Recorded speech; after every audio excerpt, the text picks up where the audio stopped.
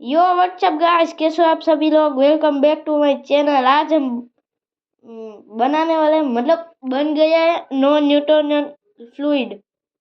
चलो दिखाता हूँ आपको। कैमरामैन जल्दी फोकस करो।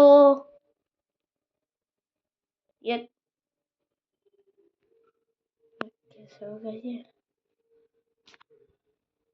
ऐसे ही रखना पड़ेगा।